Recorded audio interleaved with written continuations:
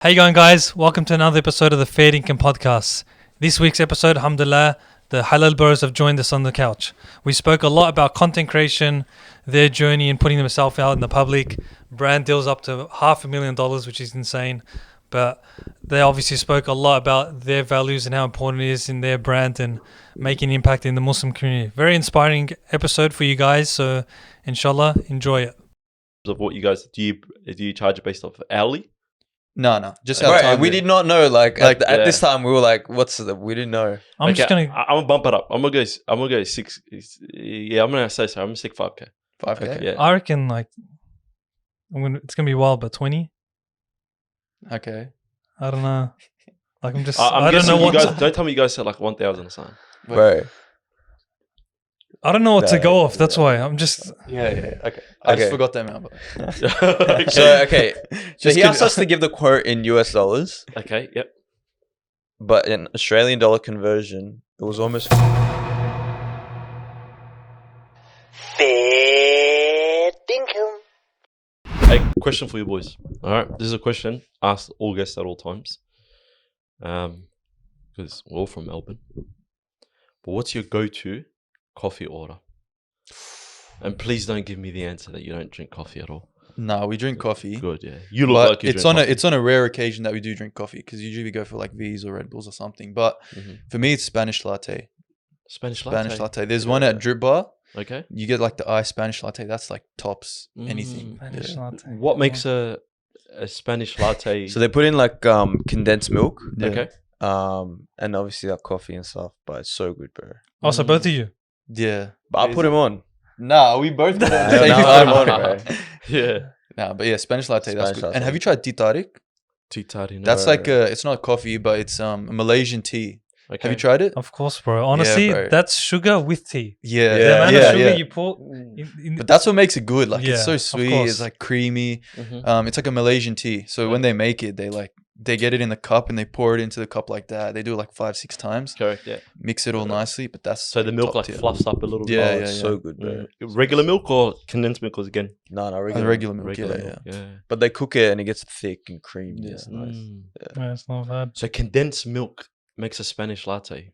That's the main See, difference? we just like I actually didn't know that. So I don't know. Because that's kind of cool, bro. I might have to go, Yeah. you know?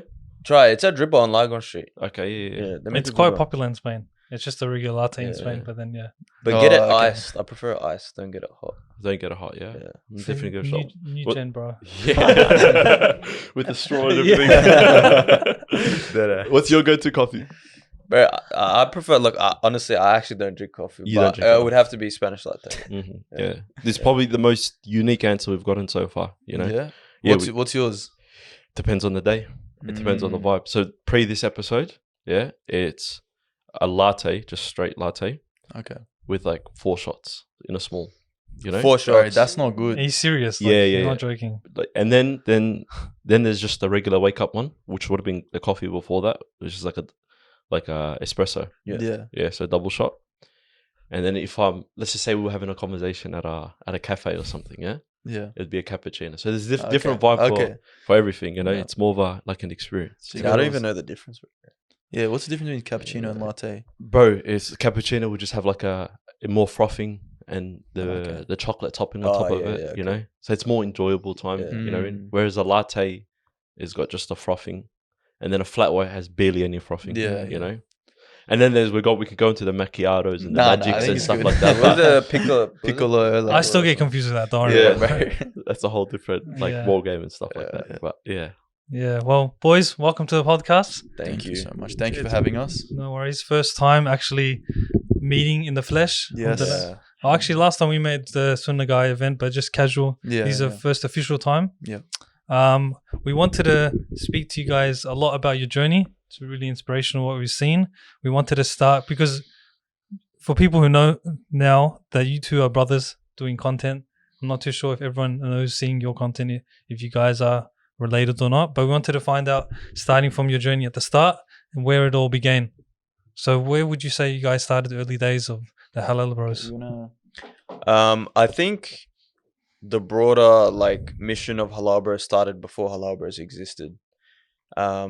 We grew up in Australia at a time where, and in an area We're in the eastern suburbs, where there was not any Muslims, like, or barely any Muslims at all. Like in a year level, it would have been me and a couple other guys, right? So from there on, like, it actually started from our parents. They were very proactive in providing a Muslim community for us. So whether that was through taking us on like play dates with other Muslim families, or intentionally making Muslim friends so that we have kids to hang out with our age. So that was sort of the mindset we were always brought up with, to, associate with, Muslims as much as we can, because non-Muslims were everywhere, but it was hard to develop that connection with our faith and with the community because it was so small at the time. As we went through high school and university, we actually became exposed to so many different things. As you go through high school, uni, literally you meet the most random people, the most different people from other parts of the world with different ideas. And we learned that importance of having that Muslim company. We learned that at the end of the day, like, being sort of associating with your faith through the company makes such a big difference on who you are as a person. You know how they say, like, that you're the average of the 5 people you hang out with. Like, we learned that, like, effective in your faith as well. So we started to proactively, be more involved in the Islamic societies and trying to connect more with Muslim people on our own accord. But those skills, came from our parents. And then came the thing of HalalBros. Initially, it was just sort of food, because we love food and, go out with the boys and stuff. But it actually honed in on that bigger mission that we, that bigger journey that we were already on, of, developing a true Muslim community that people can feel comfortable with and sort of associate with and feel comfortable in practicing their faith in a non-Muslim country. So yes, it's just food, like halal food is just, everywhere. But the bigger picture for us was to create a platform that sort of enables Muslims to feel comfortable with practicing their faith in Australia. And one of the ways of connecting people and making them feel comfortable was through food, because everyone can relate to that. So now, alhamdulillah, we're trying to expand and sort of put our content in a different way where, it's not just food, but maybe a lot more community-based content. When we went to Mert's networking sahur in Ramadan, like, we did content there trying to, highlight the young Muslim brothers who are, trying to hustle their businesses and, give them a platform as well. So I guess our journey was always, finding our identity and actually sticking to it and being proud of our identity. And we sort of want to be that beacon of hope for the younger Muslims who are struggling with that whole process. And, like, if they can look up to, HalalBros as, people who have grown up in Australia and, face these challenges of, non-Muslims, like, how did we even, like, tell our Muslim friends when, like, you can't eat pork, right? But, like, why? How you guys have probably been asked that question before. But as a young person, like, I would not be able to answer it. I'd just be like, because it just says in our religion. And then the next thing would be, you can't do anything in your religion. So giving that, being that platform where, like, the younger generation can look up to us and have those answers and have that pride in being a Muslim, I think that's what we lacked. And that's what, inshallah, we want to, provide for the younger generation with HalalBros. Yeah, I think it's good because it's all about, like, being proud of your identity. Yeah. I think especially because you guys said you came from an area growing up where you're the minority, whereas, like, for example, I'm a high school teacher at a Muslim school, and in front of me, I'm seeing these students being only around Muslims, so they won't know until they go into uni, until they go into Islamic societies and kind of meet people like you guys that kind of grew up in a different upbringing. But one thing I'd love to speak about is the start of the process of, content creation or even just trying new things. Was there anything else that you guys started before the HalalBros? Were you, like, trying things, recording yourselves, documenting randomly? We actually, so our parents actually were the people that pushed us to start content in the first place. So when we were like maybe 8, 9 years old, my dad was like, oh, you guys need to start doing car reviews from the backseat. So we were like young kids, and he was like, he had this idea that Humsul's motor show from the backseat. So we sit in the backseat and we give our review of the car, and we always loved cars as well. So we'd sit in the backseat and give review of the cars, our experience in the car.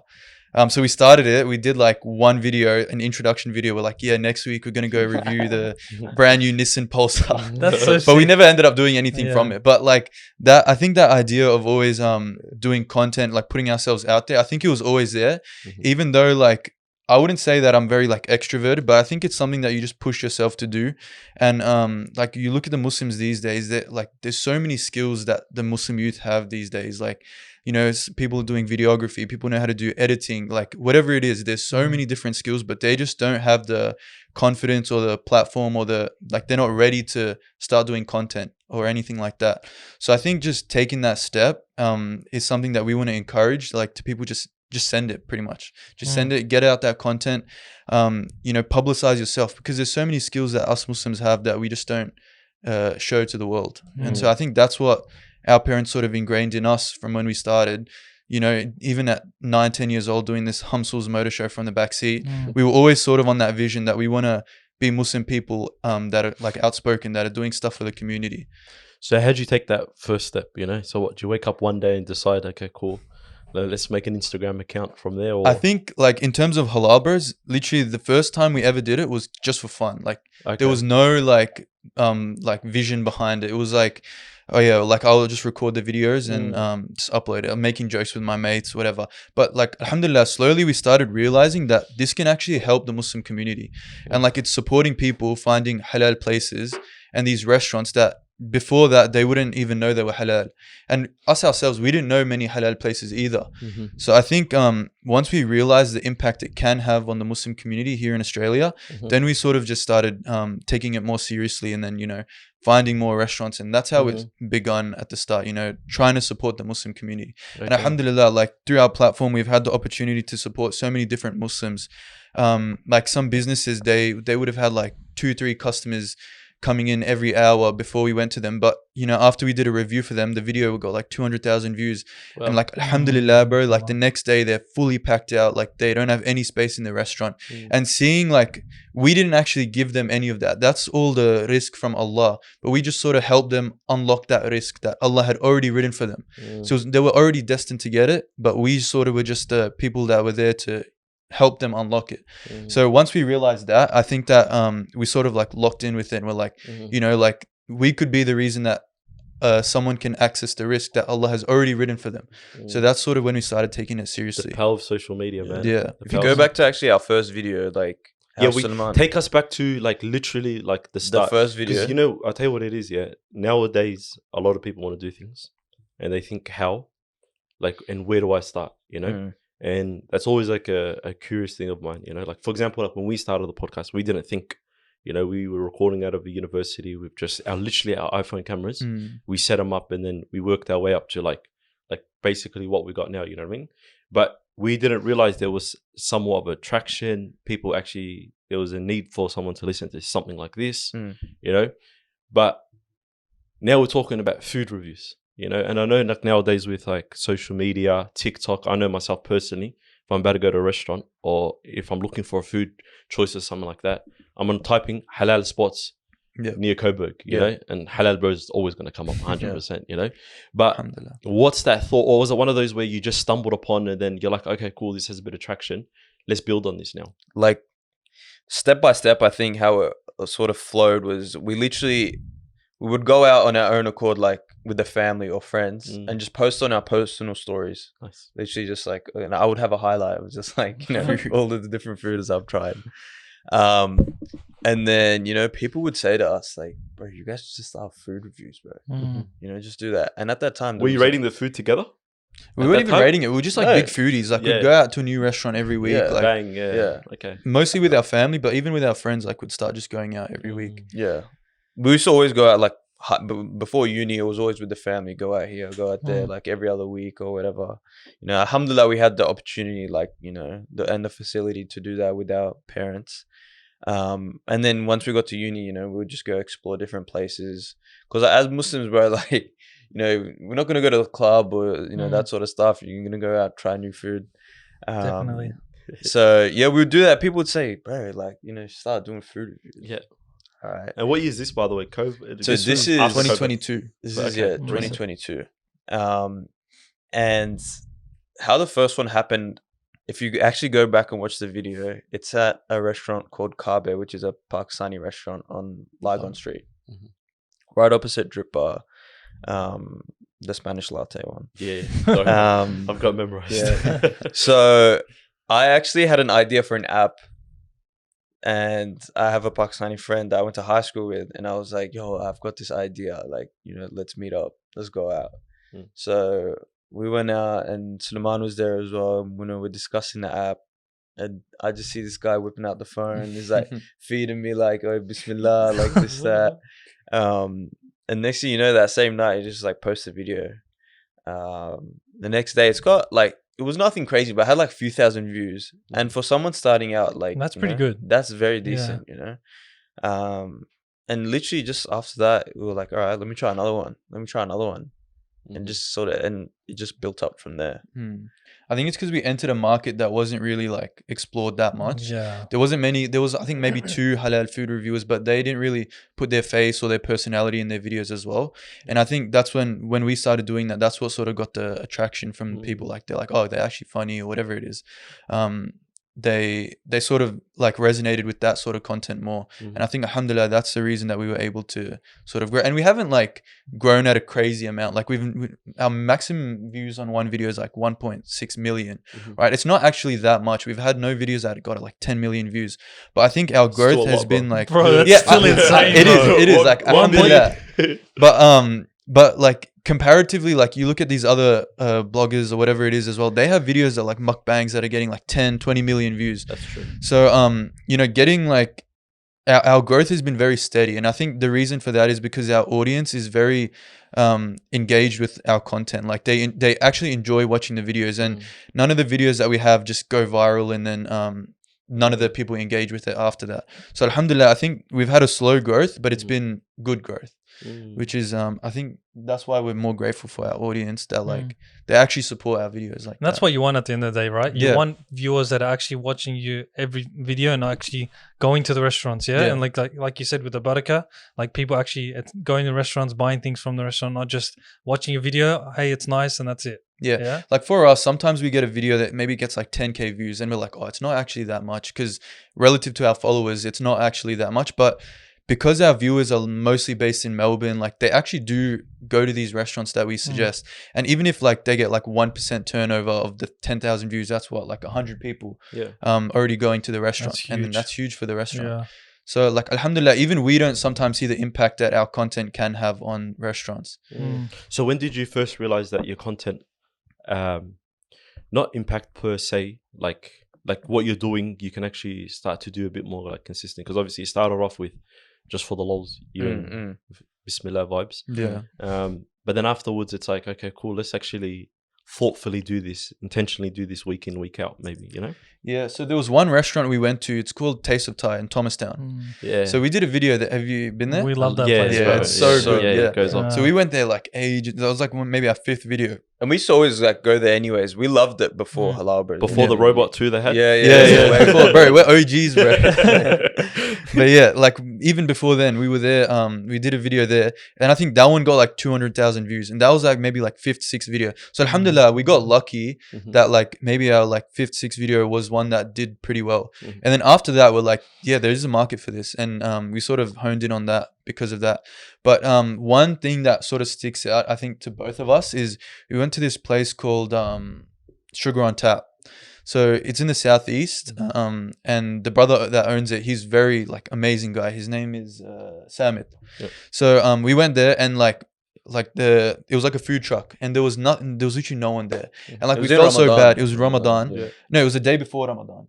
Was it? Yeah. So we went there the day before Ramadan. And like we felt so bad because the brother was like the nicest guy. Like he was 21 years old trying to hustle, like and like his food was genuinely good. He had like desserts and all that stuff. And so we did a video for him. Like we didn't expect it to do anything crazy, but that video ended up doing like I think 200,000-300,000 views. And then like the next day after Taraweeh, because it was Ramadan then, bro, like he was packed out. He had people coming from 2 hours away, coming to the restaurant. And then I think we went there like a couple days after, and then like, bro, it was just packed. And like seeing the difference that it had, and he was like so grateful to us. Like we felt like bad for him saying thank you to us, because we're not that, like we don't want that sort of thing. But like it was like very, it was like, it's sort of eye opener for us to see that like this is actually a real impact that we're having on the community. And like he was on FaceTime with his mother, and his like mother was on the phone, and she was crying to see how many people were in the restaurant. And then like driving home that day, me and Humdaan were in the car. We're like, bro, this is like real. Like people actually are following what we're saying. And then he literally messaged us at 3 a.m. and it's like, bro, I just finished, or like we closed at 12 or something. And I just finished cleaning up, bro, because there was just so many people. Facts, yeah. That's crazy, bro. The power of social media. Yeah, and like it literally gives us goosebumps even thinking about it. Like, you know, this small restaurant was able to do so well, and that's all from Allah. At the end of the day, we're just helping him, like I said, like unlock that risk. And I think that's like why we continued with HalalBros. And yeah, it's good. 100%. Did you ever sort of emulate anyone else's work in like other countries and stuff, other people that do like reviews and stuff? Because obviously from my knowledge, you guys were sort of like the first starting out doing this, you know, and I've seen HalalBros everywhere. But as time went on and stuff, and obviously you want to level up your content now, you're saying, okay, cool, it has an impact, it's benefiting the community, how can we keep this consistent and let it keep growing? Did you ever look to other people's work and be like, okay, this is how I can level up my game? Previously, I think when we started off, no, it was all sort of just like raw, winging it and you know, seeing what happens. And you know, we got to a point where we were comfortable and like, you know, getting consistent engagement and views. And we're still using that same sort of method and that formula to make the videos today. You know, we like to stick to our voiceover, and then the structure of the video, we like to keep it the same. But now we're also, because we're trying to delve into like different areas of content, trialing out different sort of stuff, that's when we're looking to other people. How do they edit the video? Like, you know, how do they start the video? As you know, like in short form content, it's very important to have a good hook, to have a call to action. You know, you want to keep your engagement rate high. So we're looking to things in that sense from other people and sort of getting that inspiration. You know, how can we make our content better while we try out different things? So yeah, I would say so. Yeah, are there content creators on the internet that you're inspired by? Because I know, like for example, like Mr. Beast, he's very big on this. Yeah, like I don't know if you watched the video with him and Colin Simeon. He breaks down and how he speaks about, if I was to start up a new YouTube channel and I started from 0 subscribers with $0, I can guarantee I'll get up to like whatever million that he has, you know? And I don't know, that strategy side of things sounded like a Mr. Beast. Maybe. I mean, like or you just winging it, and just as time goes on, you just... The thing is, like, we don't like look at ourselves as like content creators, because like, yeah, we have like a following, but we're still just two brothers that like, we've grown up together. We've been doing the same thing that we've been doing our whole life, except now we're just recording it.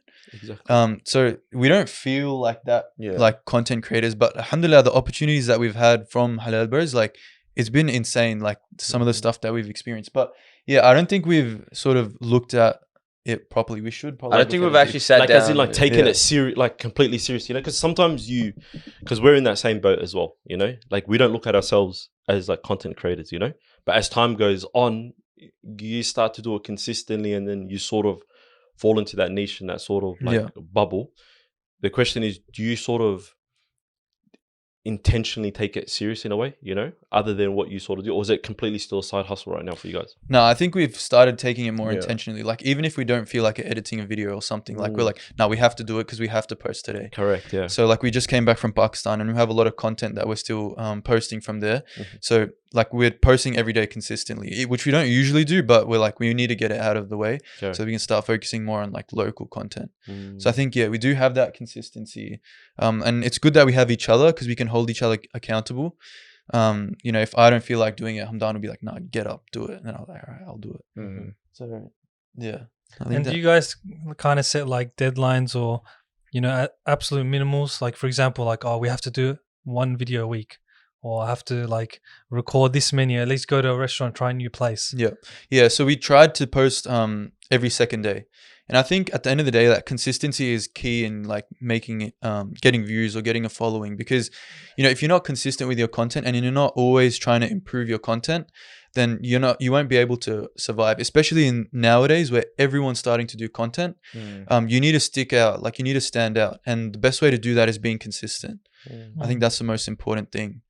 And Melbourne's such a new space, hey? Yeah. Like, as in anything you sort of, you know, we say this a lot on episodes, but anything you sort of do in Melbourne, it sticks a little bit, you know? And it sticks only if you do it consistently, you know? Yeah. And I think we also say a lot about like Melbourne, the variety we have with food. Yeah. Like obviously with their content, it's like amazing to be in a city like this.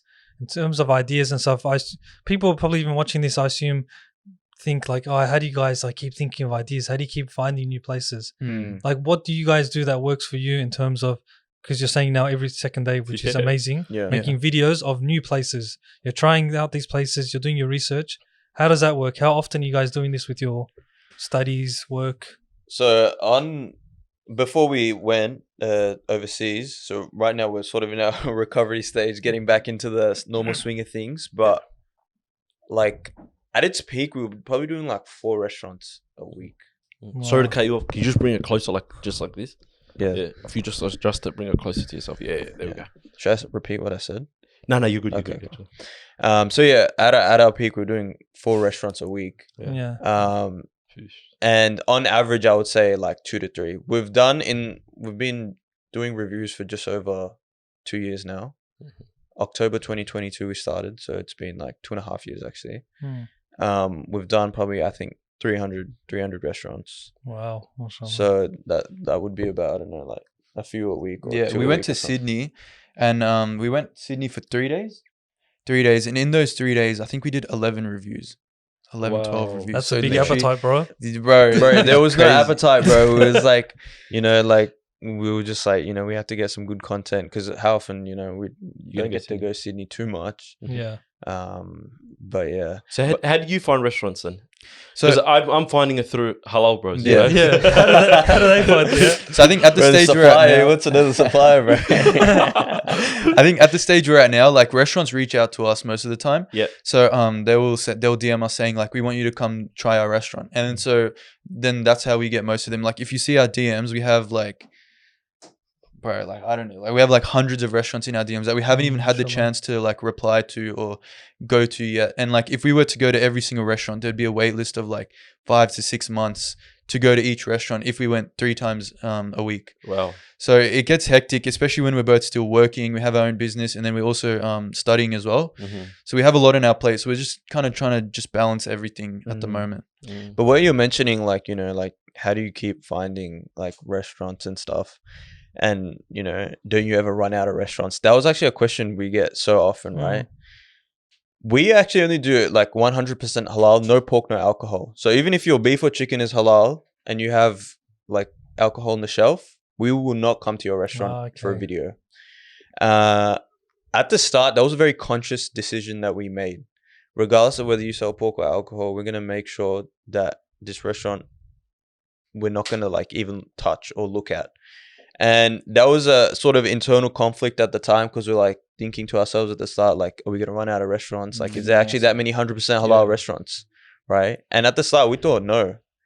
But it was a conscious decision we made. We're like, you know, for the sake of Allah, we want to promote businesses that are doing like, you know, the halal thing the right way.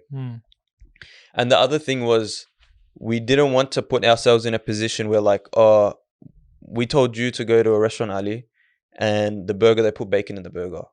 And why'd they do that? And I came from HalalBros. Like it was not worth us the risk of unlocking a new section of restaurants or ruining your reputation, and ruining our reputation, and, you know, destroying the brand and the integrity from that. So that was a very conscious decision we made at the start. And I wouldn't say it was the easiest decision, because we were like, there's so many restaurants that we're sort of cutting off, but we were like, you know, that's something we have to do.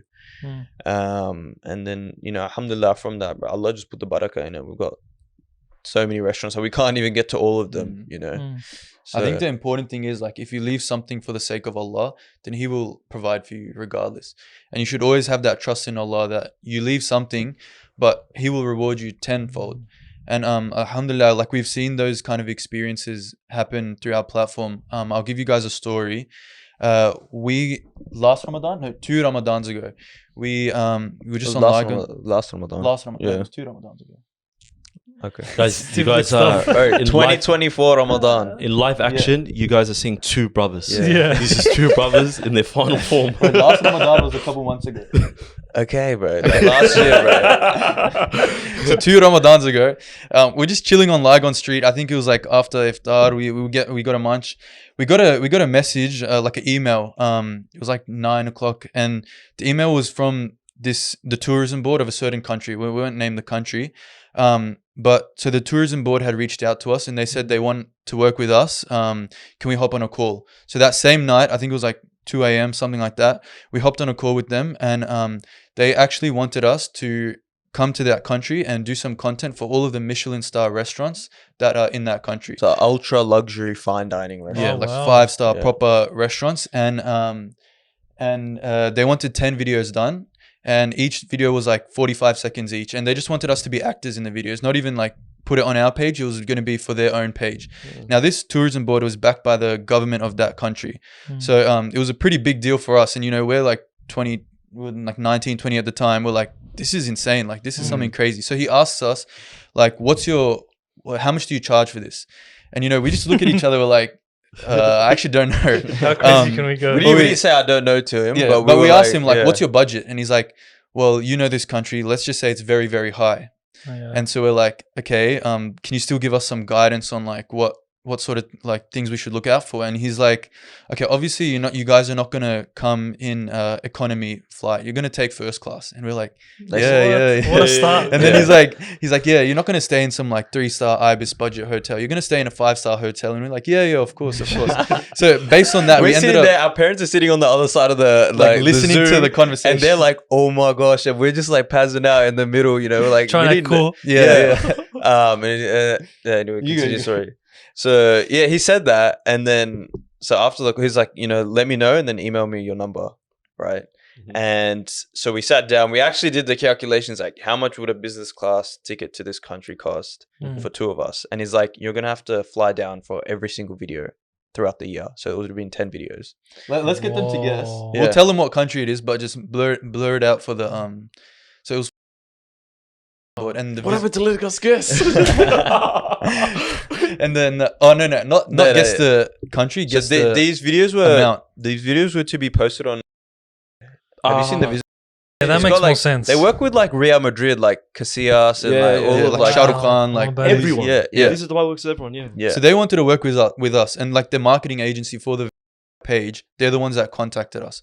So we ended up quoting them amount per video, and they wanted 10 videos, and they wanted us to fly out to every single time. So I want you guys to guess first class, business class. Yeah. So I want you guys to guess how much we ended up quoting them per video. Okay. Can I ask you a question before I answer that one? Yeah. Yeah. How did you come to the amount that you guys, other than, was it just straight calculation flights, these combined? Yeah. And then like our time as well. Time. Yep. Okay. Yeah, so you put a price on your head, basically. So he was like, so this call happened Sunday night because it was the night of the Formula One Grand Prix. It was Sunday in Melbourne. Yeah. So it was Sunday night. By Monday, like 1 a.m., 2 a.m., we were on the phone with him, and he was like, I might need you here by Thursday. So you had to think quick. Yeah. So we ended up. So we literally had no time. Yeah. Are you speaking to like a prince or something? So take a guess, like how much per I don't even know where to start, bro. Yeah, wait, let me go. So we're going per trip, yeah? Per video, yeah. So then they wanted 10 trips. So per video, can we know how many days you're there for? Like just so we the get filming was 4 restaurants per video, and it could be done in a day or 2. So first class, by the way. Okay. Not first class. I think it was business class. Business, okay. So we're gonna bump it down just a little. little. Just a little. Right. I don't know. I'm gonna go a wild checkout here. Guess, sorry. 5K. Okay. What do you reckon? Wait, higher or lower? No, decent guess. This is each, or like as a company. As a company. Sorry, how many days are you going there? It would just be like 2-3 days. We'd go fly in and then fly back out 10 times. 10 times, bro. So, but our quote was per video. Per video, yeah. But your working time in terms of what you guys do you charge it based off hourly? No, just our Right, time. we there. did not know. Like at yeah. this time, we were like, we didn't know. I'm just gonna. I'm gonna bump it up. I'm gonna go 6. Yeah, I'm gonna say so. I'm gonna stick 5K. 5K. Okay, yeah. I reckon like it's gonna be wild, but 20. Okay. I don't know. Like I'm just. I'm I don't know guessing what. you guys. Don't tell me you guys said like 1,000 or something. Bro. I don't know what to No, go off. That's why I'm just. Yeah. Okay. I just forgot that amount. But So okay, so Just he asked kidding. us to give the quote in US dollars, Okay. Yep. but in Australian dollar conversion, it was almost 40,000 Australian dollars per video. Per video. Per 45-second video. What? And they wanted 10 pay us. videos. So in total, the total contract would have been like 400K. Yeah, under $500,000. Bro. Yeah. And like, You're joking. obviously, like, we're just like, what the hell? Like, Mm. 400K. Bro, we were like sitting there like, Okay. what is- Shaking. You know what the first thing I did was? Sorry to cut you off. No. Sorry to cut you off. First thing I did was $500,000, I bro. get on there. Yeah, who are we, bro? $500,000, bro. Before we even ended the Zoom call, bro, I'm on my phone. I'm like, luxury supercar, bro. I'm gonna get Oh my a Aventador, bro. days. I'm like, this, that. Yeah. But it was crazy, bro. No. Okay. But Wow. now, talk to us. Yeah. What was your thought process before they named their amount? What was the amount that you named? Bro, we were thinking. Bro, if we didn't ask them for any guidance or anything, we would have quoted them like 5K. Yeah. Like you were saying, Mhm. that's something that we probably not would even, quote. I think it would have been like 1,500 bucks. Yeah, like like 2,000, something bro. cheap. We Yeah, said correct. something silly. Because I would have thought, okay, flight and maybe just the amount of. See, this is the thing, bro. They don't Yeah. teach you in school, bro. Yeah, bro. You know, selling yourself short, little Yeah. stuff like. And you this. know why? Yeah. Because we live in Australia. Mhm. There's no like, people don't spend big money on influencers, content creators. Yeah, exactly. Literally the hub of that. Correct. So they're used to spending like thousands, hundreds of thousands on getting these influencers out. And so we didn't really think of it like that Mhm. at the time. But when we quoted it, we're like, yeah, they're probably going to say no. Even if they bump it down like 10K, we'll be fine. Facts, yeah. But they're just like, yeah, we'll do it. But yeah, go for it. the caveat there was that they wanted us to promote restaurants that served pork and alcohol. So the restaurants that they had, you know, these Michelin star restaurants, some of them had alcohol. And so we said to them, look, this is our price. We're happy to go ahead with it as long as we don't have to do the restaurants that serve pork and alcohol. When money gets involved or there's value there, then the morals go. So yeah, when we heard that, we sort of were already a bit turned off. Yeah. But we told him, look, like we can still do it if you can get rid of these restaurants that serve pork and alcohol. So he's like, okay, let me go talk to the client, which was the government. Yeah. Which was the government. And they said that, no, so some of the restaurants, he came back to us, he said, like, some of the restaurants we have to keep in there that serve this pork and alcohol. So we're like, look, we can't do it based on that. And so we said no to them. And we ended up turning it down. And that was like sort of like a turning point, I think, in our journey through this, like, that, like, we have to stick to our morals now. Like, if we don't stick to our morals now, then, you know, we can get sold out for anything. You know, next time they might come to us and say, promote this Tinder page or something, we'll give you $1 million. Yeah. And then if we fold for that, then, you know, where do our morals lie? And I think that's sort of like, like hardened our morals and where we sit and our values. And I think that's something that was like entrenched from when we were young, to stick to your morals. And if you compromise on those morals, then you lose yourself as a person. If you don't stand for anything, wait, what is it saying? If you don't stand for nothing. if you if you don't stand, if you for tolerate everything, then you stand for nothing. anything. And so I think Is that one? I think it's like Andrew Tate quote actually, but yeah. Malcolm X, if you don't stand for anything, you'll fall for anything. Oh, okay, yeah. yeah. I think that's another one as well. Yeah. Similar idea. But shout out Tate though. Yeah, shout out. Yeah, was that against No, the brand? All right. Hey, doesn't shout out Malcolm X straight away. Take At the moment, you know? So But just think about it, bro. Like, you're 19, like 20, around 20 years old. You're getting paid 40K to go eat, bro. For 45 seconds as well. and there's multiple times of that. Yeah. Bro, like, I'm thinking I could buy like like 5 RS3s, You bro. feel like and you're I was set. like, yeah. facts. You know, at that age, it's unheard of, bro. And then there's also, and that's the other thing as well, because you know how you were saying we're all the way here, we don't know about like the amount they charge over there being the hub in terms of influencers and stuff. It's the same thing over here, bro. Like, even if, let's just say, you knew what it was, like, who are you going to speak to in Melbourne that might have an idea, you know, where it's like, okay, cool, this is what we're sort of getting into now. Who can you call up from like the area or like the Melbourne scene and be like, hey, this is the offer we got like told. Like, for all you know, you probably should even be charged a bit more than 40K. Yeah, You know what I yeah, mean? Like, yeah. could have been charged 50 or something We along don't those know. lines. But you sort of don't know because Because obviously that money thing it's a bit of a sensitive topic. Of course. very sensitive, yeah. Especially like content creators, influencers, that sort of stuff. Mm-hmm. So yeah, you wouldn't really have anyone to go to. Correct. In that sense. Because then on top of that, there's that trusting as well. Because Yeah. like, you're sort of telling, hey, this is what I sort of like get paid and stuff, you know. And this is a thing that's come up as a theme recently as well, like the abundance mentality. You know, shout out to actually Brissa at his last networking event with like the whole networking and media side of things. And I think that's so good about those type of events where it's like you learn that there's always food for everyone to eat at the table. Yeah. You know, and it's like if you're a bit restrictive in that sense, then no one sort of grows. You might grow, but for how long? Yeah. You know, because now you might have some sort of knowledge. I sort of lack in this somewhat space in that, you know. But far, man, 40K, bro. But not even that, bro. Put the money aside. Even like the experience now, bro, you know. We would have done it for free. We would have paid to do it. If they said fly here and we'll include you on, be like, yo, we'll That's come. what I'm saying, for exposure and whatnot. Yeah. Yeah. 2 Pakistani boys from Doncaster, Bro, you know, going all the way to bloody remember that, going over to bloody XX country or whatever, you know, and then it's like you're only short just of your But dream. also, surely, like your perception of opportunities have changed now. Where it's like, I think, who knows what we can get out of this. Definitely. I think it's also made us less attached to money. And the whole thing of like, chase the money in this dunya. Like, I think after we got that offer, we're sort of just like, look, Allah will provide you regardless. Your risk is already written for you. Like, Allah has written that already. You can either decide to earn it in a halal way or you can get it in a haram way. Whatever that money is, it'll come to you regardless. So this $400,000 that we turned down, who knows, Allah may have given us tenfold that, but we earn it in a halal way. So I think it's that conscious decisions that we have to make every day to, do these things in a halal way and try to stay away from haram. Obviously, we're all sinners. Like, we're all going to make bad decisions in our life. But I think every day trying to be better, trying to benefit yourself, I think that's the most important thing that we've learned from this experience. People think like, content creator, you just eat at restaurants, it's easy. But behind the scenes, these are the situations that we actually put in.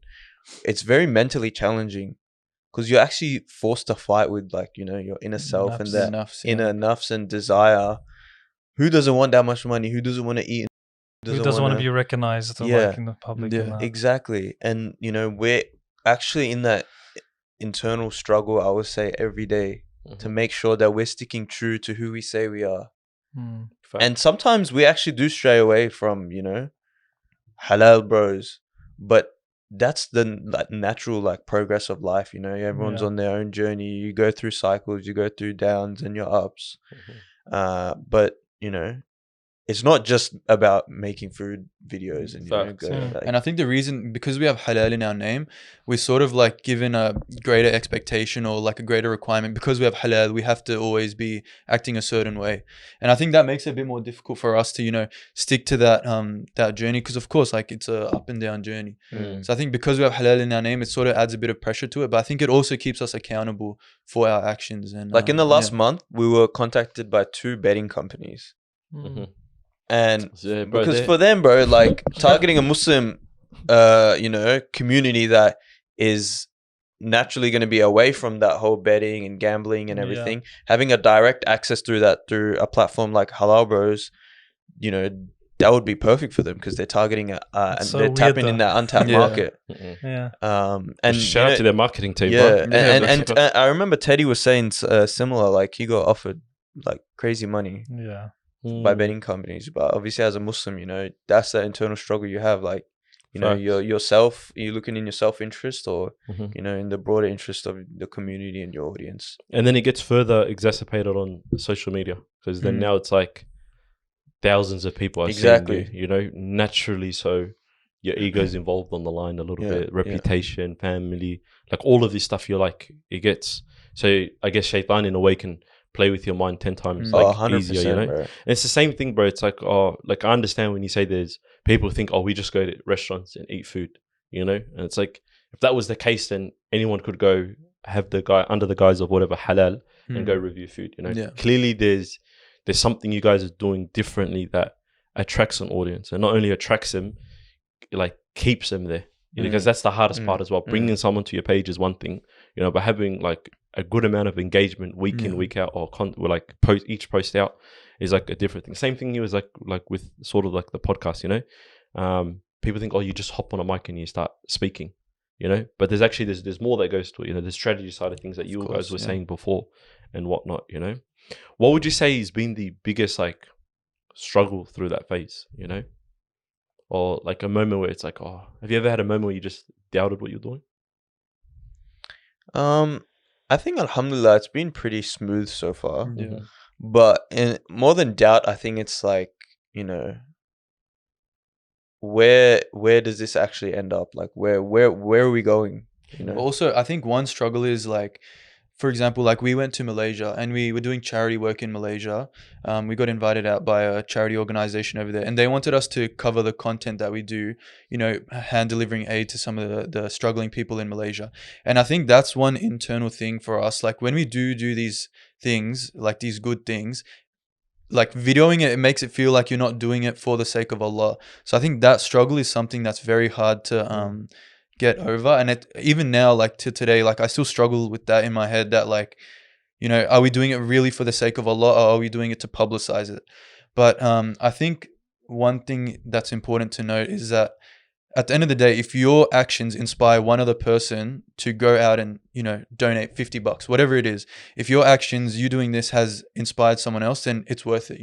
You've had a positive impact. And I think that shows that it's for the sake of Allah, because you've had a positive impact. I think always we struggle with that. And like we do like fundraisers, for example, like raising money for Palestine and all that sort of stuff. But it's sort of that internal nafs of internal like battle in your head that like, are you doing it for the sake of Allah, or are you doing it for your platform? That we're always dealing with, I think. The intention battle. Yeah. Would you say you've had the same thing? Yeah. Definitely. Like you get to a point where you're like, am I, like Suleiman saying, am I doing this for everyone to see? Or am I doing this, if no one was watching, would I still do it? And I think it's a very scary question to ask, because it reveals like, to yourself who you really are. And, are you worshipping the people, or are you worshipping God? That's true. Yeah, your true intention. And it's actually so scary to think about, because if you're not, and, it's going towards the wrong place, that's a big sin. That's a very dark place to be into.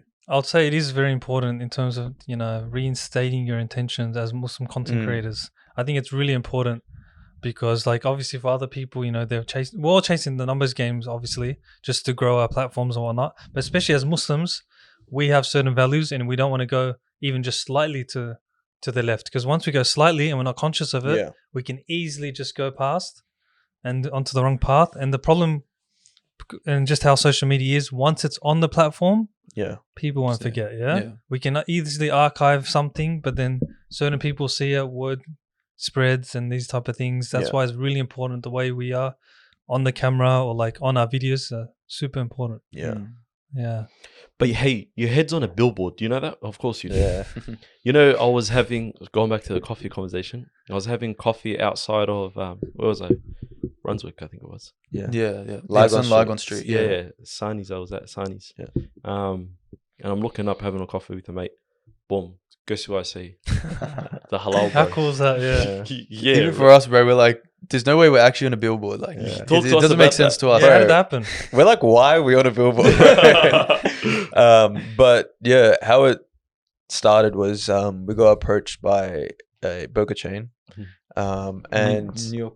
It's called New York Minute. And they have multiple locations in Victoria, and then I think they've got 13 locations, something like that. And their Footscray store was 100% halal. The other ones sold bacon and stuff. So we went to their Footscray store. We did a video. His revenue, I think, went up like 14 grand week on week or something like that, right? So he saw us as an effective marketing tool, and for us, we get the benefit of sharing like good Muslim, good halal restaurants with the Muslim community. So he found it really effective, and he came back to us and he's like, I want to do something bigger with you guys. I'm sitting at uni and I get a text message, hey bro, I have a billboard on Lygon Street, let's do something. And I called up someone. I was like, yo bro, you just said like you want to be on billboard. That's so sick. I was like, I say less, right? And this was like 2-3 days or like a week before I was going overseas. Yeah. Just the mic. Just. Oh yeah. So yeah, he's like, like we need a photo shoot done. We need some graphics. We got the graphic designer. We did the photo shoot in an apartment in Docklands, like one of my friends. He just does it for fun. So he helped out. Shout out TJ. And then next thing you know, we're just on a billboard, bro. And inshallah, we're gonna do like a campaign with them to like, give out burgers for a year. And also, this is like very in the flesh. But maybe an Umrah giveaway as well. Yeah. Inshallah. And this is a non-Muslim owner as well. So he wanted to know ways that he can target the Muslim community. And I think we suggested him do like maybe an Umrah giveaway, something like that. That would be effective. And he actually, like after the success of one of his stores, he started making like a lot of his other stores 100% halal as well. So he has one in Altona as well. He made that 100% halal. And so like, alhamdulillah, like I think it's having a good impact. I think the biggest success that came out of it was there was more stores that stopped selling bacon. Oh wow! Yeah, it's beautiful. Yeah, correct. So this Brunswick store became halal. The Altona one and Lygon one, Footscray, and then there's one in like Maribyrnong, Mooney Ponds. Mooney Ponds, yeah. Yeah, so the stores literally pulling out alcohol and bacon, just so that accommodate Muslim. This is another crazy story as well. This is when I think both of us truly felt like, damn, our videos are making a difference. So there's a burger chain called Patty Smith's. I don't know if you heard of it. No. They had one location in Endeavour Hills, Yep. right? And that was the only 100% halal location. They actually sell alcohol and bacon, but this specific store didn't. So we went and did a video for them, and the video went crazy, and like the numbers were crazy as well in terms of sales. Like I think it was similar, like 14 grand, like week on week sales or revenue.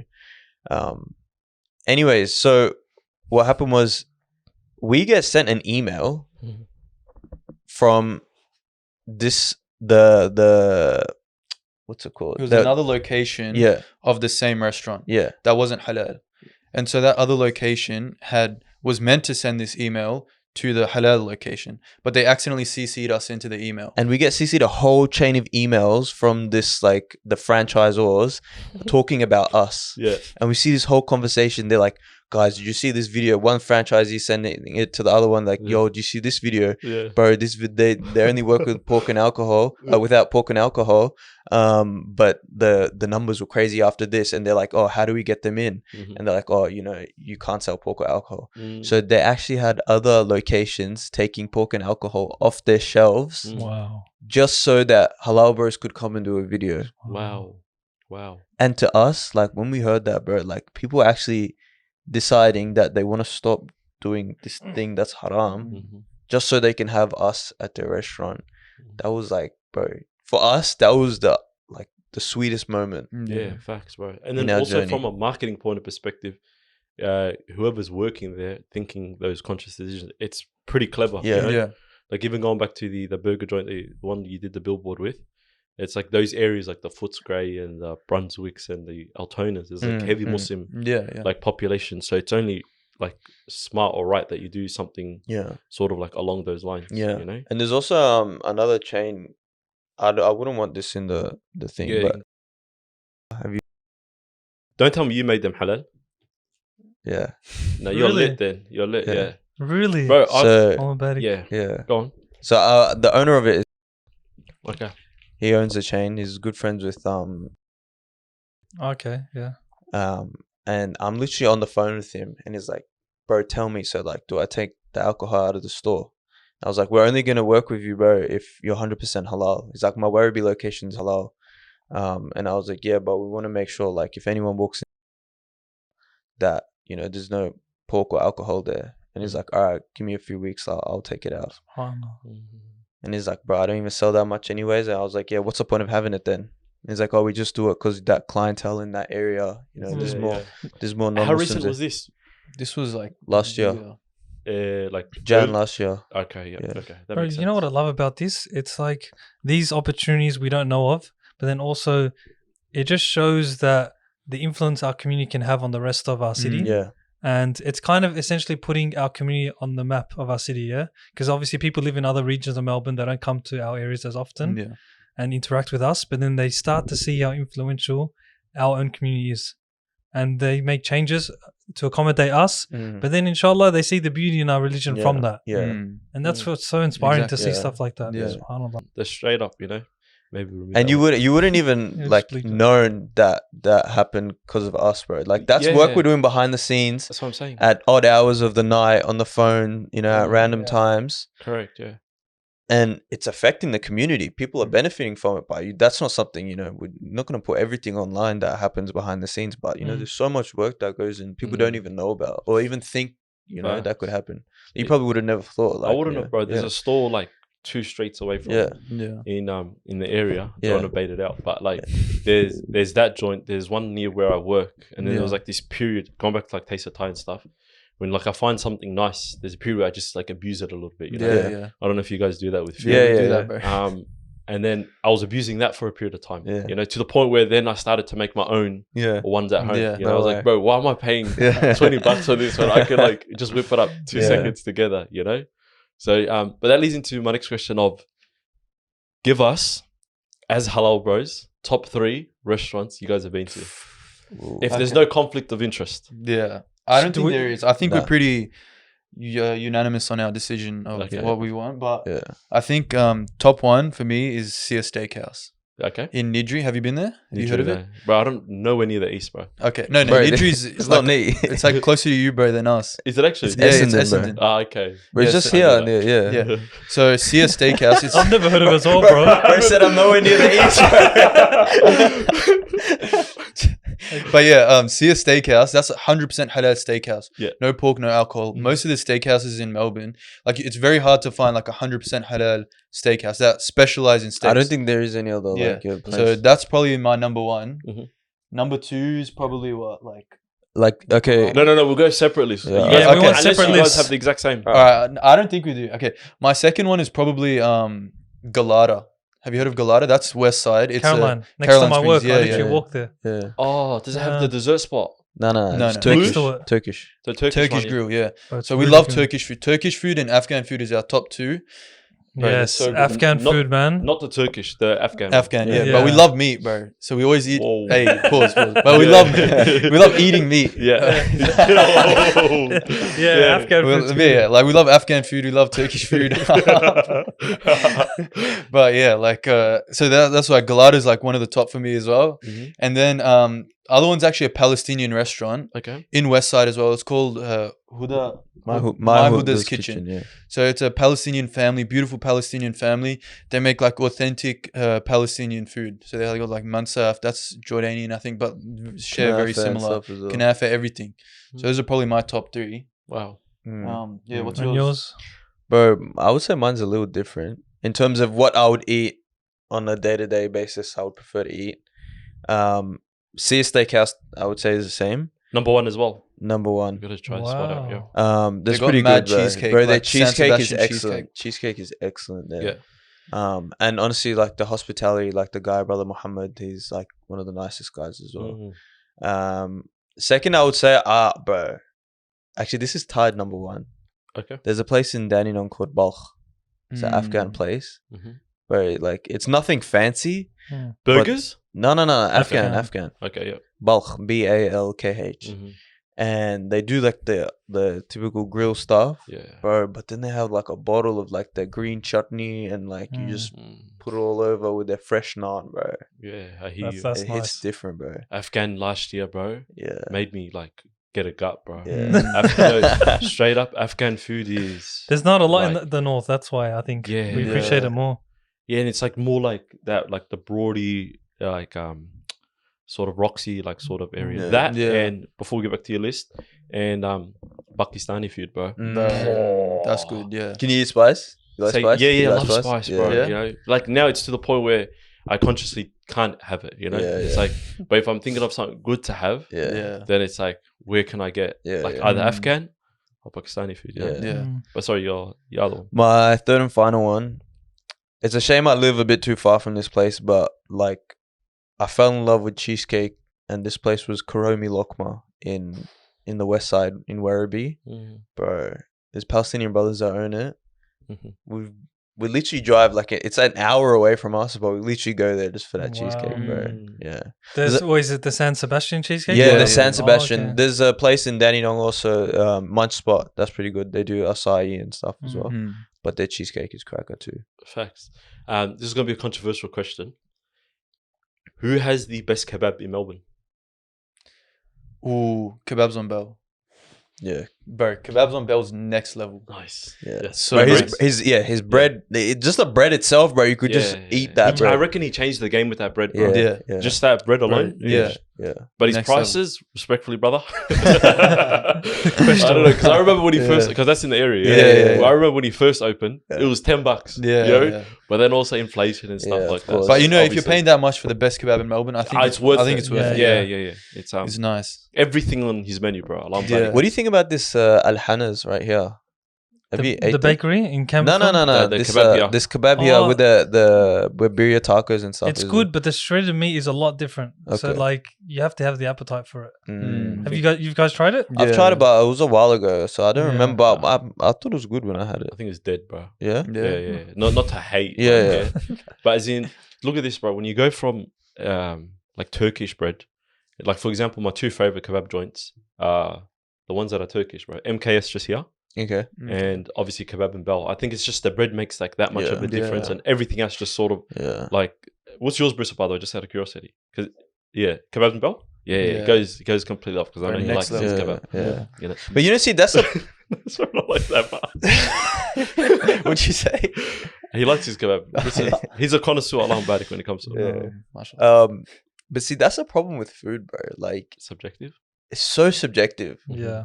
But it means one could eat the same thing, but have two completely different opinions about it. Facts. Okay. And I think that's one of the hardest things with being a food reviewer, bro. No matter like how much we enjoyed it on a personal level, we'll put a video out saying, "Yo, I genuinely love this place so much." Correct. There'll be some person, bro, I got food poisoning from that. Oh, bro, that was the worst thing I've ever ate in my life. That, yeah? Bro, every single video Too you have much, someone. One person will say, "Yeah, that's so good." Next person will say, "Yeah, it's bad." Do you get a lot of that? Like, have you been getting that from early? Yeah. Pretty much always, literally from the start. Like even when we did the Taste of Thai video, I'm sure that if we go back and look at the comments, there's people saying, "Nah, it's not good, unhygienic, whatever it is." So how was it for you guys when you started to get that and you started to obviously notice these comments? How did you guys react to it? Did it affect you? It did make us like question ourselves, like, bro, like it made us think. What's wrong with our taste buds? No, at the end of the day, we're not actually like proper.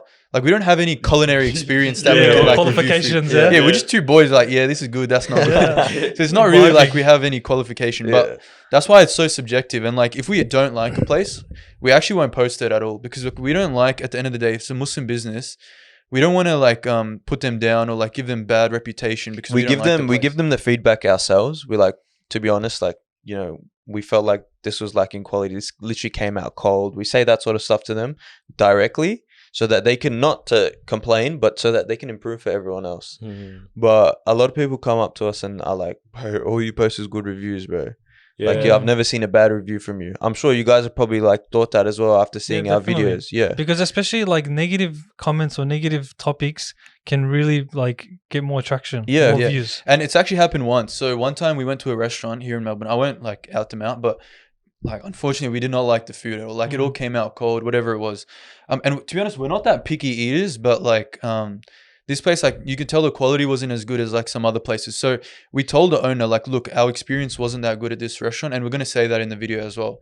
And we don't usually send the video to the restaurant before we post it, but this time we said like, look, we'll send it to you before we post it, and if you still want it to be posted, then we'll post it. So we made the video, like we said what we thought about it, and then we sent the video to the owner, and he's like, yeah, like post it anyways.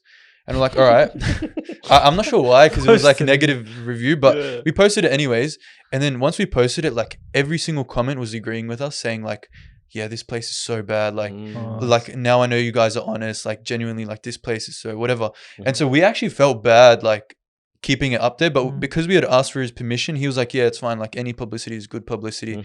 He knows the game. He knows the game. And then like 2 weeks later, he messages us. He's like, no, actually, can you take it down? Like the hate's too much. Okay. And then I think from that, like we're like, look, we actually it didn't feel right to us either to be talking bad on a business like that either. Even though So I it's think- true. Yeah, even though it's true, like we would rather not do it. And so I think that's why, like in our videos, you see, like we'll give like constructive criticism somewhere. We won't like fully like bash the business. Like we'll say like, oh, this could have had more salt or something like that. But yeah, I think that's one thing we learned, that like we shouldn't, like, especially when it's Muslims, like, And it's so hard because it's like, you know, on one hand, we don't want to put anyone down, right? And regardless of whether you're an influencer or not, or a content creator or not, you don't want to put someone down even to their face. Like that's something that like negative confrontation is not something you would personally want to do to, for example, like your own siblings or your mother, right? So let alone putting a business out in front of, you know, 100,000 followers, that makes it, you know, just a lot more multiplies the whole. multiplies the effect of, you know, what you're doing. But then at the same time, we're getting, you know, I wouldn't say backlash, but we're getting people saying, "Oh, bro, all your reviews are good. Like Never questioning upload." it. Questioning our like honesty and our integrity. But it's like, what do we even say, bro? But I think that's inevitable, and that's really, it's probably never gonna fully disappear. Yeah. I think it's the same like with the podcast. You're gonna hear people in the community maybe have their own opinion, like, oh, they don't like the podcast or don't like podcasts in general, don't understand it. I think these are just the things we deal with. Yeah, and I think that's oh, sorry, you were gonna say? No, but you're the guest, right?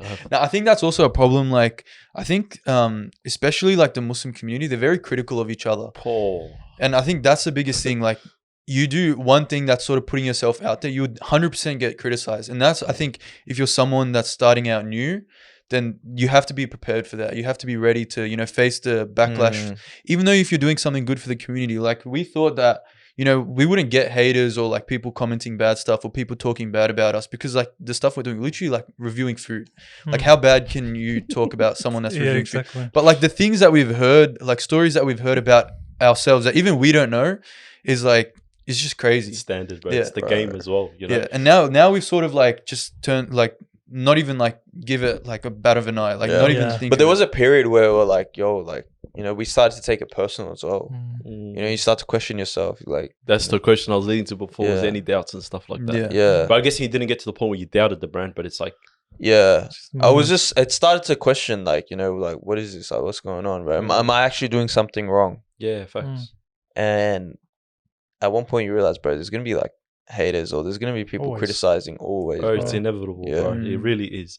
But like, can I say that I kind of agree with not all the haters, but those haters there slightly, in the sense that, and you can debunk this or whatever, give me your opinion on this, of how like it would be nice to see restaurants sometimes if they're not good online, even though there's that sad effect of it. Obviously, you're pushing it down. But like now you're investing time going out of your way. I would want to know, okay, cool. These guys clearly have put me onto good food spots before. What do they sort of think of like this spot, you know? Maybe there is a way of saying it, but I know it is it's very difficult. tricky, bro. Yeah, it's very, very tricky. It's so much easier to say it than actually do it. Like when we're sitting there doing the voiceover, we'll think 1,000 times, bro. Like, how do I even phrase this? Correct, exactly. Yeah. But I guess the easier way to do that is, like, if it's a popular restaurant and it's well known and you haven't been there or something, more than likely you would have. Maybe you didn't post it because you didn't like it. Simple as that. You know what I mean? Like read the room. Yeah. It's definitely hard, like, because we want to like show our audience that like we do not like places as well, but at the end of the day, like, it's another Muslim businesses that you might be stopping the other Muslims supporting that Muslim business. So it's sort of like, we'd rather tell them like how they can improve their restaurant, and if they implement those improvements, then we'll go back to the restaurant and then, you know, do a review. There is a part of us where we're like, you know, bro, like, it's competition, bro. Yeah. If you're not making good product, then you're gonna get pushed out the market if you're not good enough. Facts, bro. Right? And the market will decide that. And if we're part of the information, that transaction of information, a flow of information, and determining whether your product's good or not, then that's fair. But then I feel like it's just like an internal, like, ethical thing where we're like, you know. No, I hear you. Like capitalism, bro. Like, correct. Like, I don't know, bro. Speaking of capitalism, who's got the best acais in Melbourne? Right. That's a good one. There's a bit of an acai thing going on, you know. Actually, let me phrase it this way: which acai spot has the most unbeatable texture?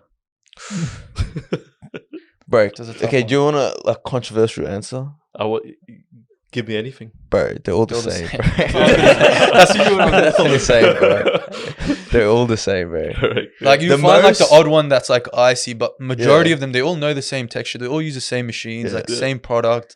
Like how different can it be? The texture. Yeah, The- exactly. Honestly, like the biggest variation in acai I've seen is they'll add like a puree into the actual acai mixture Like to make coconut it water or sweeter, something, or yeah. coconut water or Okay, something yeah. like that, just to give it a little sweetness or a different It's not taste. a big difference though. But honestly, like majority of them are the same. Mm. But, like, Interesting. They Yeah. just hit sometimes, bro. Like it's yeah, like yeah, just hits, exactly. bro. Yeah, you're craving that. Yeah. Yeah. So I want to know with you guys, if you were to start all over again, if there was one change you could have made in your journey, what would it be? That's a good question. I actually never thought about that. Yeah. Because obviously, it's not a good thing as a Muslim to have regrets, because you see Yeah. all the goodness and everything. But if there was one thing you've learned and today that you didn't know back then, you would have made that change. I think at the start, like we didn't have knowledge of the industry, and we were sort of like yes men into everything that we jumped into. But now maybe a bit more selective of like The opportunities. I that we feel like take. now we're a bit we have the ability to say no.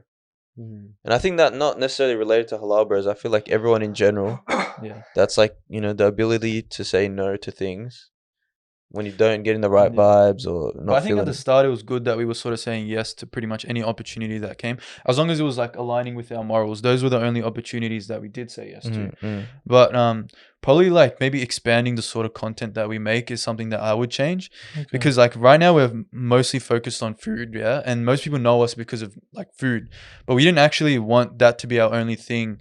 From the start, like we wanted to sort of just do halal experiences. So for example, we did like Dean drives. I'm not sure if you know. Yeah, We did like a car meet at PGCC, where we got all the Muslim community together, like showing off their cars to each other, and then we had like a small Islamic reminder as well. So we building that like community. That was like our main thing from the start. But I think now like we've sort of gone so deep into food reviews that like people know us because of that, not because of like our stuff that we want to do for the community. And I think that's something that we can always change, and we're trying to do that right now. It's a time factor. Yeah. Because you see like KSI, bro, and stuff, like they started off from FIFA videos, bro, Yeah. and now look what they're doing, bro. yeah, Yeah. Look at bloody Jake Paul, bro. The guy, Disney Channel, Yeah, Vine, Yeah. Vlogs. vlogs, Exactly, bro. movies, and then now, WWE. now he's doing boxing. Yeah. But it shows you can adjust, you can You change pivot, over time. yeah. You just stick with the times and stay relatable in a way. Yeah, like yeah. obviously sticking with your values, but also expand. Yeah. That's 100%. that's probably one of the questions I was going to ask in terms of your vision going forward.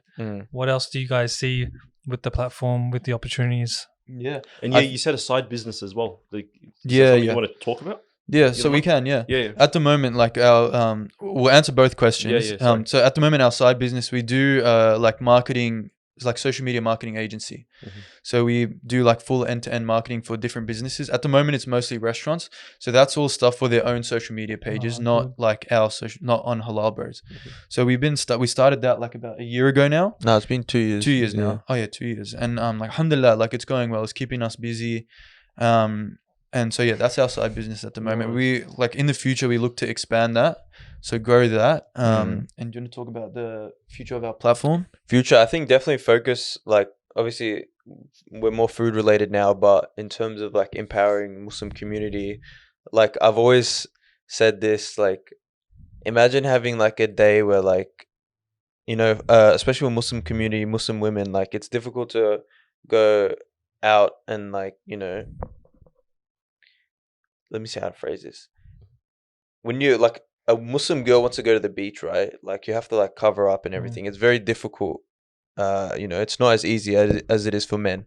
So I was thinking like, imagine if this halal brand became so big, we could like, imagine if this halal brand became so big, we could like have a Muslim Women's Day at like Wet n Wild or something, or like Dream World, where like Muslim women could go that day and just enjoy. Yeah. Like that scale of sort of things where like we can actually influence like big companies and big organizations to, you know, change their policies to, you know, facilitate the Muslim community and incorporate us into their thing instead of us changing for them. So that's like the big vision. And I remember at the start, bro, I was like, you know, like, what if we get big enough where like we can like support Muslim barbers and like they'll give us haircuts, right? And I remember saying this to my dad, and he's like, bro, I don't know, bro. Yeah. This is right at the start, yeah. Like, why would someone pay? And then like I think it was like end of 2023, and we actually had like barbers reaching out to us, like, yo, come down for a cut, bro. Yeah, So there you go. There was man. like make a there was like a video. period of like 3-4 months where we didn't even pay for a trim once because like barbers wanted to cut our hair, and we're like, damn. Yeah. But, Bro, yeah. the power of social media, man. Yeah. You know? Well, like the power of social media. Just- 'Cause the other thing is like, when you have a social media like brand or platform or something like that, you carry that important currency of attention and audience and stuff, you know, and that's what they're looking to grab, you know, and it's like you sort of help facilitate that so they can do it in however many way possible. But Yeah. No, because that's what's amazing. Like how you said you initially wanted to do this halal experience type thing. And obviously the food reviews took you to that path, but then it just shows there's so many avenues. And if you guys keep doing that, you're going to even open more doors, and it's just like, it's endless. Yeah, like people look at halal as just food, but it's actually more than that. Like there's a lot of things that you can do that are halal that you can enjoy in a halal way. Like in Australia, for fun, people will go clubbing or they'll go to the bar with their mates, whatever. But for Muslims, obviously we can't do that. So our whole platform is there to like sort of give people an alternative to doing all of these things here in Australia. And at the moment it's food because that's the main thing that you can do as a Muslim for fun. But like we want to expand that, show that there's other things that Muslims can do as well.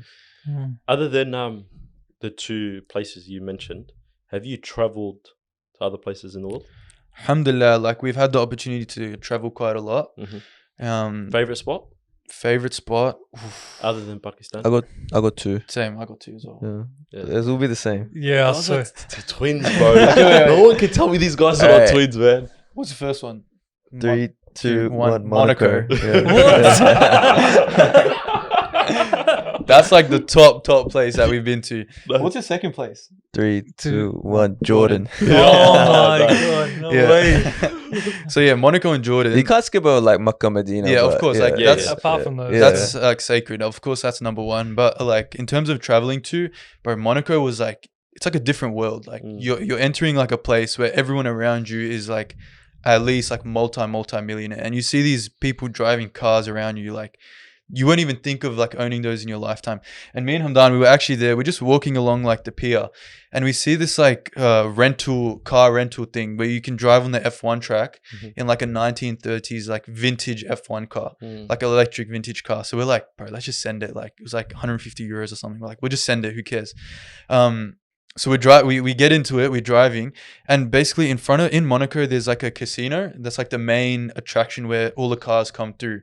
And there's always people sitting there like taking photos of the cars and like taking videos. So we pull up in this like vintage F1 car, like 2 young guys like dressed up like old money, like we're just chilling there like driving, and like all these people are taking photos of us, and we're like, damn, bro, like we thought we were something feels like, bro. you just said HalalBros. Eh? like we made it, bro. We made it. But of course, that was like a taste of what like it is.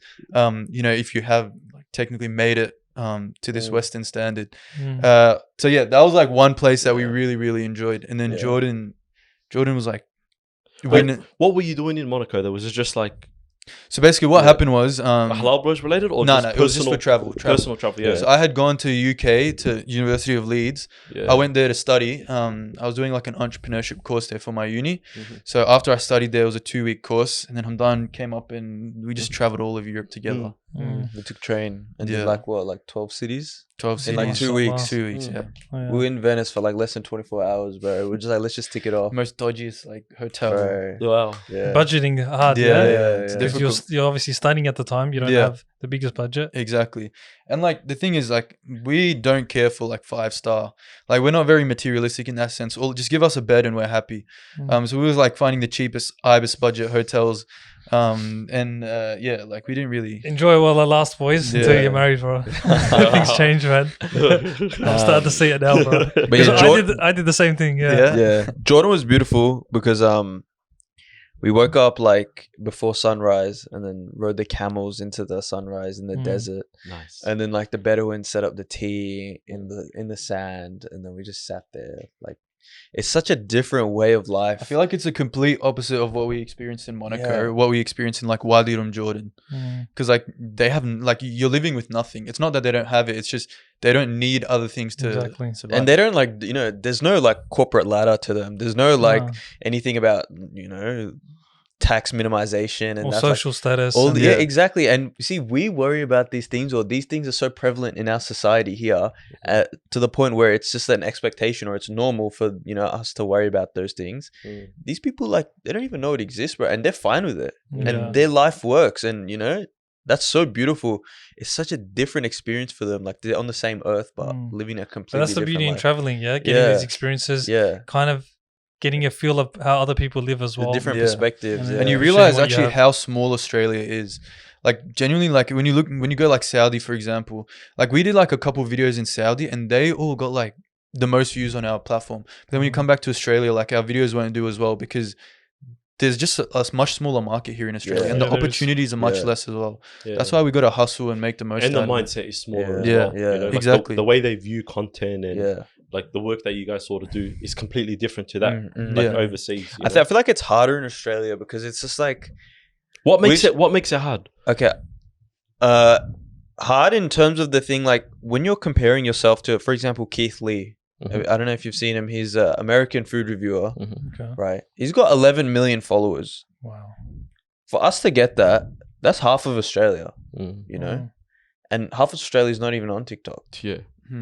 So we're comparing ourselves on, because TikTok is a global thing. So we're comparing ourselves to the global scene, and the issue is Australia just doesn't have that many people, bro. No. And also the networks that you can make. Like, if you live in America, you can meet other influencers that are in the same niche. But, for us, there's not many other like influencers. In Melbourne, to be honest, there's like not many influencers at all. Mhm. Like that are like at least Sydney, they have like some people there that are doing it, like Mahmoud Ismail. They have like Bearded Athlete. They have like lots of people there. But in Melbourne, there's not many. No. Mm. there So I isn't. think we need to build that. That's like what we need to build here. Yeah, Like we a talk hub. about this a lot. Yeah. Even just in terms of like, looking at guests, lineups of potential topics we want to talk about and that. And like, obviously, because we started 2019, I think back then there was only 1 or 2 podcasts Yeah. from what we remember. And then slowly over the years, post-COVID, especially more people, even in Yeah. Melbourne, maybe there's like a handful now. Yeah. And The podcasts are everywhere, literally. Like, yeah, so yeah. now it's like starting to grow and we're starting to slowly see like the Melbourne scene growing. Yeah. And I think even some guests have said like when they come to Melbourne, when they're from overseas, we're like 5-6 years behind they feel. Yeah. So we'll be surprised in 5 years time, like how Yeah. big the content creation world's going to be. And that's why, like, Yeah. one thing, like, I see like so much talent in like the youth these days, but they're just not doing anything with it. And like, I really want them to start doing content, start like publicizing what they're doing. They have like so many ideas. They're so good at so many different things, but they just don't put it anywhere. And so, like, that's what we Tall want to see. poppy syndrome. Yeah, that's literally like, what it is. Yeah. Standing out is like Mm. you want to try and avoid that. Yeah. Do you ever see yourselves living in like moving your brand, yeah, and going overseas with it as well, rather than traveling and doing it? Because I was thinking about this recently. Like someone was speaking about how the change of world order and globalizations and stuff like that.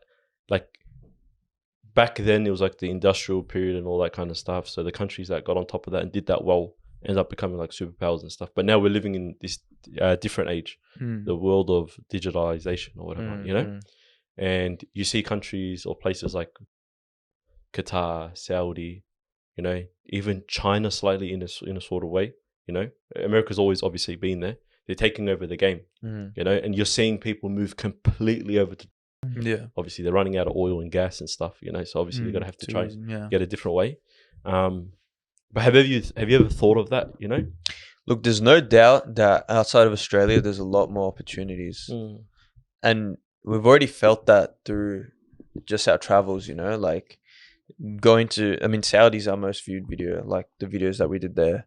Even in UK, like we did a few videos, the average views of that was higher than, some of our most viewed videos in Melbourne, right? So the market is just simply a lot bigger overseas in more populous countries, UK, Saudi, Pakistan.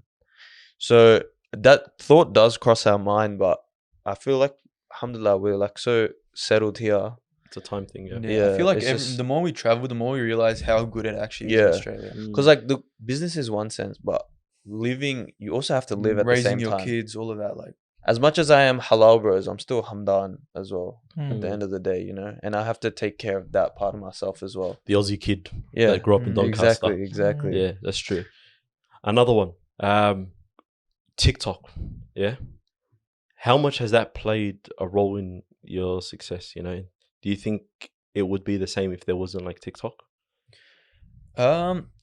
I think it's different because TikTok and Instagram are actually quite different. Even though we post like the same content on both of them, like for example, TikTok, it's much easier to go viral and get like a viral video.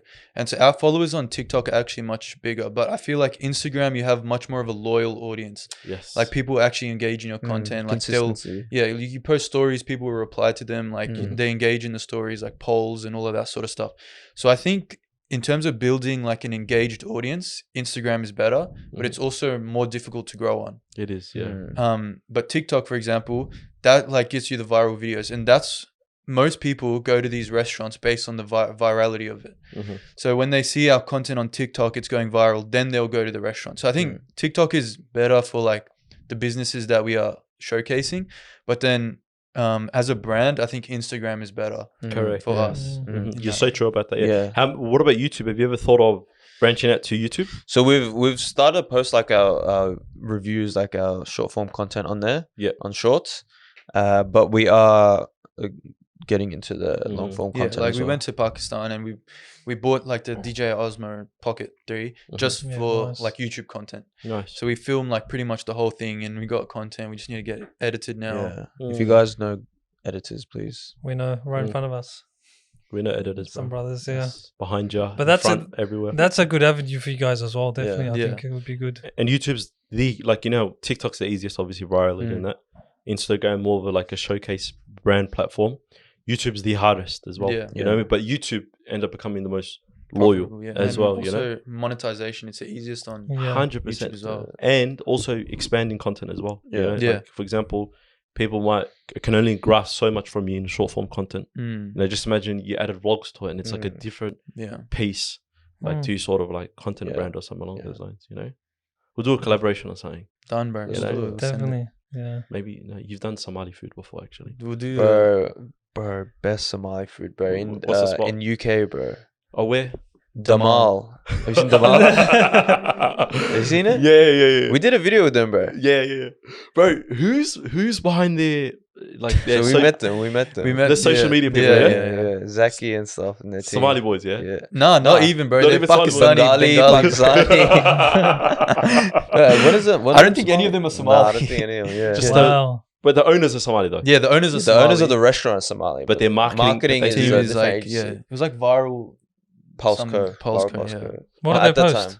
What do they post? There's no out of pocket content. Like it's borderline like edgy. You know what I mean? It's funny, brain rot type of like marketing. If you get what's going on the internet, but all of it is just to promote like Bidis and you know? So you don't forget it. Yeah, exactly. It works. And it works. How much people have gone there just to... But you know what's crazy, yeah? Before even HalalBros got big, like I was watching their videos, like this was 2022 probably, like watching their videos and seeing like, oh, this is funny as, bro. Like I'm not even like Somali. I don't live in the UK. Never had Somali food, but I'm watching these videos. They're funny. Yeah. Bro, a year and a half later, like we were in the videos, bro. Like they asked us to, come be in their videos. We're like, what the heck? Like, come down, rate our food. Yeah. That's a small world, bro. And they did this whole like vlog of Aussies trying like this, and they're used to eating their 420 meat pies and fighting with kangaroos, this that, but they're here to try the most succulent baris and hanis. So it was crazy, bro. I love that, bro. You know what I love as well? It's like how small the world is as well. Yeah. You know, UK's on the other side, small little country. Oh, bro, you know how you asked a question about if you had to start again, what would you not do? Yeah. Bro. Are you Somali? I'm Somali, yeah. Bro, you say you Somali as well? No, unfortunately, not just. Bro, this is a mistake we made. Yeah, this is a big mistake we made. We went to a Somali restaurant, Melbourne, and we said it was African food. Yeah. No. Basically, we went to the Somali restaurant. We posted on the story like. Can I guess? Does it start with S? Yes. Yeah. Okay. Yeah. So we posted on our story, like we said, trying this Somali restaurant today, and then our DMs got flooded saying that's not Somali, that's Kenyan, that's not Kenyan, that's like something else, Ethiopian. Yeah. So like our whole like DMs were flooded saying, I can't believe you're calling this Somali, like, and we're like, okay, let's just be safe and we'll just call it African food. Yeah. Oh. That was the biggest mistake of our life. Yeah. What did I? Bro, because Somali's backlash. bro, you go see the comments now, bro. It was No, we removed it. Oh, do you remove the Yeah, we video? removed okay. it. Yeah. And I think we were a bit uneducated then as well because we didn't know that like pasta was a Somali dish as well. Yeah. So we in our head we're like, why is it like pasta at a Somali restaurant? We were uneducated. Like we Yeah. should have done some research before. Colonization. Yeah. That's what we realized after. But because we called it African food, the comments were like flaming us. And So who was it? The Africans? Yeah. Saying or like Saying it's Somali, not- like They're like, call it Somali. Like, why are you not calling it? they say why like are you calling it African specific, Yeah, yeah, be and specific. I think it was valid. It was valid criticism as well, and we took Yeah. it like But also for us, we're also like, bro, there's people saying this is Kenyan. This is like, Yeah, you so know, you're other- confused anyway. yeah. Like, you can't make everyone happy, but we did get a lot of flame on that video. Bro, Winston Churchill done a number on bloody on Africa, man. Divided up East Africa so much that people don't know what to claim as their food. Yeah. But that was you know, one time we were like, oh, especially But the pasta thing, we should have done more research. Yeah, that was our mistake. Yeah, Like, that we was our did- mistake. I don't think that's deep, bro. But I'll be honest. Yeah. You know? But everyone's different. But I you know, guess like, also when you're seeing this and you're inundated with it, you're thinking, okay, cool. But you know what, bro? It's Yeah. not even about like it being deep. It's just if people feel they have the right to say something, They will. They feel the need to say it as well. It's user bloody 8064432. That's Yeah. what it is, bro. Bro. And he thinks Always. behind his little keyboard like Yeah. he's got the most valid opinion in the world. Because there's no consequences for them to say, bro. At That's least the if I say something to your face, bro, you Correct, can yeah. slap me right there and then, bro. If I say something dodgy to you, you'd be like, nah, get out of my face, bro. yeah. On the phone, bro, it's just like, you can literally say whatever you want, bro. Especially on Nothing's gonna TikTok. happen. TikTok platform, you get Yeah. more wild comments. Yeah. We've got that in the past as well. Yeah. because at least Instagram, like you have a link to your own name, but TikTok you can just make a crazy like, Yeah. profile. Yeah, and then just say whatever you want. You don't even. Oh, you do need a profile now and stuff like that. But, Yeah. To comment. that's crazy, man. Yeah. But we'll do a video. The Inshallah. collaboration, yeah. that'll Yeah, be done. we'll go for lunch. if you guys are Yeah. keen, yeah. Yeah. We gotta think of a spot to do it. Surely you guys like have on your notes like a list you're going We to have do a anyway list, in the but next what do you week. guys enjoy? What do you like eating? Bro, you know what I can't really like. Afghan food. Nah, that one fell off of it. I'm on the Pakistani Pakistani. way right now. I'm on that. Okay. We But could you take guys have it- done all the Pakistani restaurants or like Probably popular the- ones? Okay, the first place. So sometimes we go back to restaurants. If we like go Okay. there a few times, because sometimes they have different stuff to try. We'll just and a good Yeah. relationship with the owner and stuff. Yeah. But for example, Kebab, the first ever place, we never went back. Yeah. So we've actually never Ooh. gone back to the first place we reviewed. Is that like an initiation? Like, are you trying to say something right now? They're trying to hit something We're to saying us. it. Let's Bro. We're do saying it. it. Yeah. Okay, carve it. Round two. You know, let's Round do it. 2. Let's send it. The steak spot, yeah. Oh my god. Are you taking a piss? Nah, boys, thank you so much for hopping on the podcast. Yeah, appreciate Thank you it so so much much. for having us. No, we bro. definitely have to run this back round 2, probably in the near future sometime as well. you know. Inshallah. Maybe we'll do an international review as well on top of Inshallah, local, that'd be you know. crazy. Opportunities are endless. And like honestly, like thank you from the bottom of my heart. Yeah, bro. Jazakallah. Thank you for giving us Appreciate a it. platform. Appreciate it. Like No. we've given everyone else a platform, but it feels good to, speak as Yeah. like. Nah, facts. Us, bro. And the funny part, you were on the list of, or you guys, sorry, you were on the list of content for like a while. Yeah. You know, it was just like sort of a matter of time. Yeah. Obviously, we tried to make it work a couple of times, but the other thing also, I can speak for like 4 hours. I know Ali can too. Yeah. You know, but the audience doesn't like that. You know? Yeah. That's the problem. Attention rate and everything. Yeah. So with that being said, where can they find you guys on? So you can find us on TikTok, Instagram.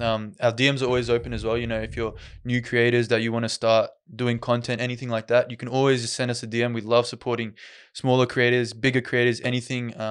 And yeah, those are our main 2. Yeah, at HalalBros AU, and if you're looking for content creation for your business as well, that's our business that we started recently. It's hshmedia.au. Beautiful. No, we love Yeah. that. And without further ado, guys, you guys know the drill. Make sure to like, share, and subscribe.